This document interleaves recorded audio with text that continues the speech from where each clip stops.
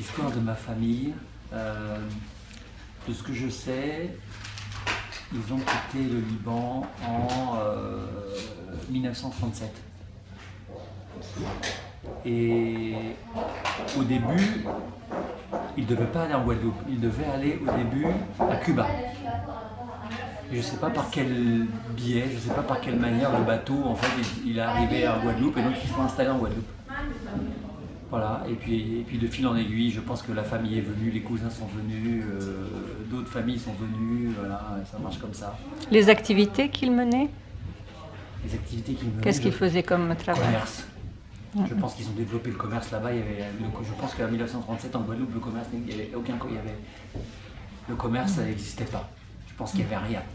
Et je pense que c'était une aubaine pour eux, comme on l'a vu ensemble. Ils ont quitté le Liban, pour eux c'était un peu difficile là-bas, la vie dans la montagne.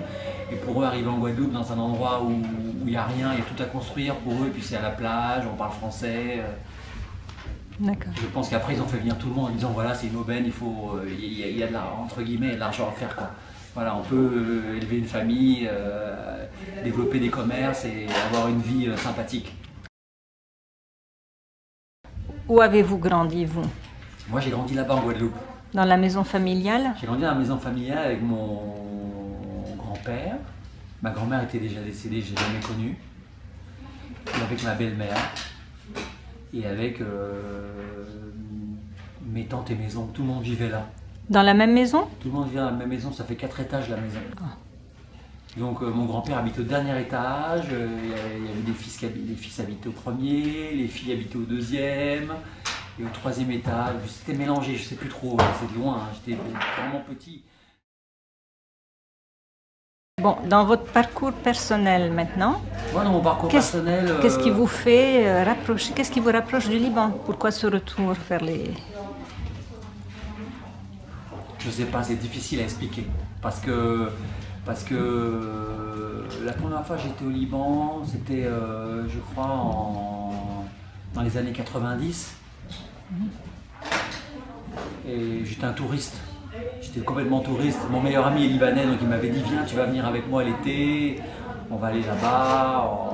Et donc mon premier truc, c'était d'aller visiter en tant que photographe, d'aller sur les sites gréco-romains et de faire des photos. C'était plus le côté touristique. J'ai fait la Jordanie, j'ai fait la Syrie, j'ai fait le Liban, c'était pour faire des photos. Donc à cette époque-là, je suis allé 3 fois au Liban et j'étais comme un touriste. D'accord. J'avais pas d'affinité particulière. Pour moi, aller au Liban, c'était comme aller en Espagne. Pour moi, c'était juste... Et qu'est-ce qui a déclenché alors ce retour maintenant? Qu'est-ce qui a déclenché? D'abord, je crois, je me suis petit à petit rapproché de la musique libanaise. D'accord. Petit à petit, j'ai commencé à aimer les chanteuses, les chanteurs libanais et tout ça, la musique en elle-même, petit à petit, mais ça remonte il n'y a pas très longtemps, je pense 7-8 ans par là. D'accord. J'ai commencé à m'imprégner un peu du charme de la musique libanaise et voilà, je crois que c'est commencé comme ça. Et puis je crois qu'il y a une deuxième chose importante, c'est que je me suis rapproché de la langue. Parce qu'à un moment donné, je me suis dit, j'ai commencé à apprécier la langue. Par la musique, j'ai commencé à apprécier la langue arabe. Et je me suis dit quand même, il faut que je fasse des efforts un peu pour commencer à apprendre mot après mot, essayer je sais pas, maintenant après petit à petit, j'ai eu cette volonté aussi peut-être d'apprendre l'arabe et tout ça, et de parler. Je me suis dit, c'est quand même dommage quand même de ne pas parler.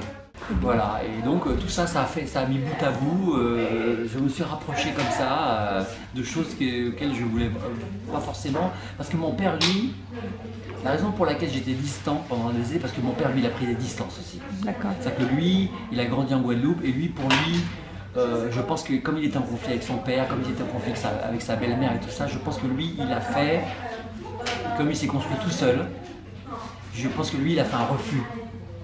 Pour lui, le Liban, ça, il n'a jamais été. La langue arabe, il parle, mais il ne veut pas s'exprimer.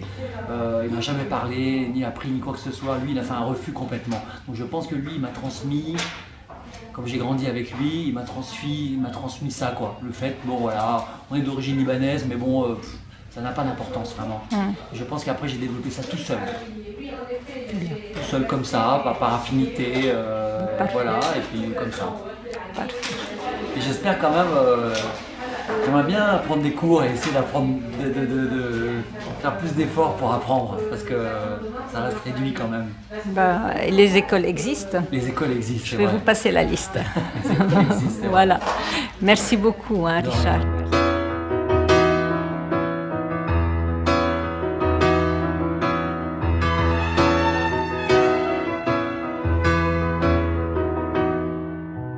تذكر آخر مرة شفتك سنتا تذكر وقتها آخر كلمة قلتها وما عدت شفتها وهلأ شفتها كيفك انت ملا انت تذكر آخر سهرة سهرتها عنا كان في وحدة مضايق منك